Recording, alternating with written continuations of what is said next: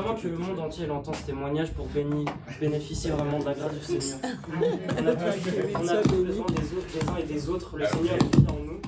Plus il y aura de monde qui laissera la place pour que le Seigneur vive en eux, et plus on sera fort. On n'entend pas l'écho. 1, 2, 3. Peu importe, je suis sûr. Non, il est éteint. 1, 2. Je disais, j'ai la conception, j'ai cette conception que il vaut mieux pour le royaume que le Seigneur puisse vivre en chacun de nous, en fait. Parce qu'on se bénit les uns les autres. Et par les témoignages, ça nous encourage à nous-mêmes être un témoignage. Amen. Parce qu'on se dit souvent, mais si le frère il a vécu ça, pourquoi moi je vais pas le vivre? Amen. Voilà. Soyez bénis.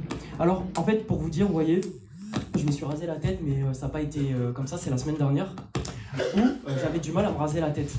Voilà. J'ai mis toutes sortes de choses sur mes cheveux qui ne glorifiaient pas le Seigneur, surtout sur ma tête. Et j'étais vraiment accroché au gel, aux coupes de coiffure, etc. Donc au début, je coupe un peu court, mais ça suffit pas. Et il y a la femme de l'homme de Dieu Gédéon, la femme qui s'appelle Christian. Et en fait, pendant que j'étais venu un mardi, et dans un moment de prière, et sa femme reçoit pour moi qu'il fallait que je me rase la tête. Mais moi, je suis rentré chez moi, j'ai pas voulu me raser la tête parce que je me trouvais trop beau. Pour moi, c'était mon moyen aussi d'évangéliser les gens. Je me suis dit, les gens, ils vont me voir avec ma belle coupe là. Ils vont dire, ce beau gosse là, il nous parle de Jésus. Sauf que vous savez qu'on est dans l'erreur. Qui peut penser comme ça si à part l'esprit de l'ennemi, l'esprit du malin? Qui à part des sirènes des eaux peuvent penser comme ça? Le Seigneur n'avait ni gloire, ni beauté, ni éclat pour attirer l'attention.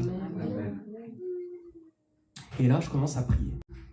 Et je prie, et je fais, Dieu, montre-moi vraiment la vérité de mon cœur. Je suis un hypocrite. Non, permets-moi que je ne sois pas hypocrite. Si je suis hypocrite, permets-moi. Et là, j'ai une vision. J'ai une vision qui me dit, tu sais, tu es invité jeudi prochain.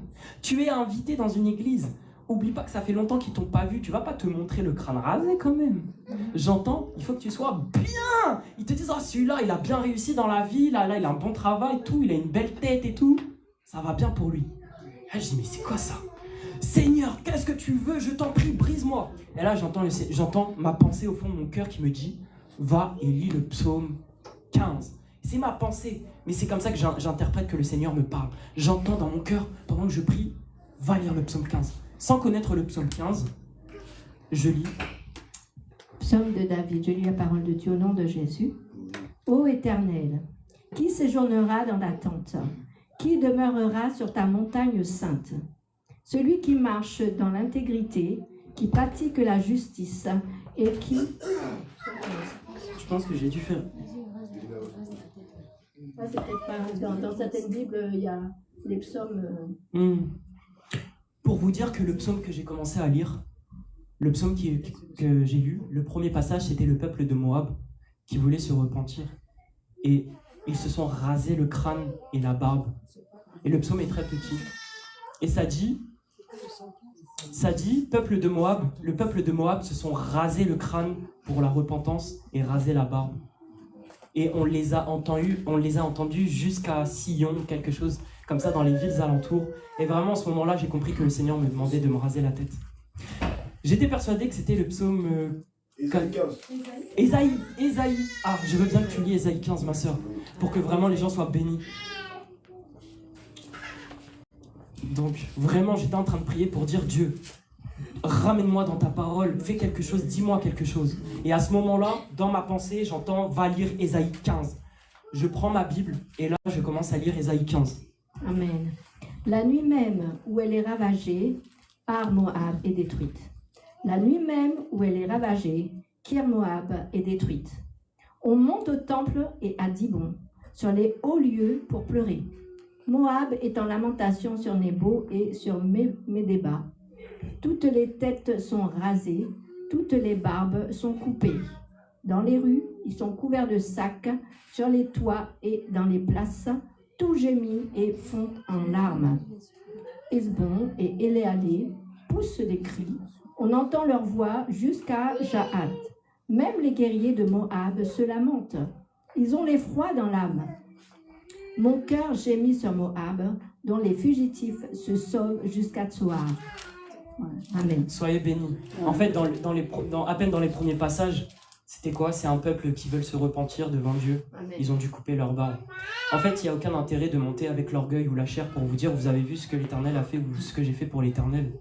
Mais vous aussi, en fait, vous pouvez être ce témoignage dans le dépouillement.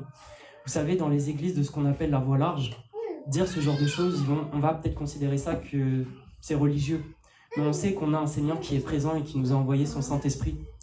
Et ne négligez pas la foi que vous pouvez mettre quand le Seigneur vous envoie une pensée.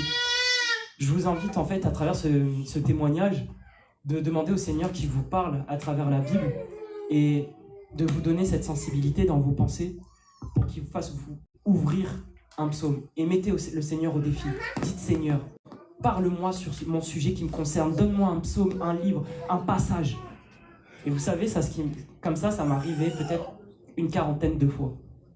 Je n'ai jamais vraiment pris le temps de témoigner une quarantaine de fois. Et des fois, il y a même des choses que j'ai lues. Vraiment, soyez bénis. Soyez bénis parce qu'on doit sauver nos âmes. Personne d'entre vous a la capacité de me sauver, il n'y a que le Seigneur. J'aurais bien aimé, puisque vous êtes à côté de moi. Mais Dieu en a choisi autrement. Il nous a donné sa parole, son Fils. Il faut qu'on s'efforce d'être dans la souffrance.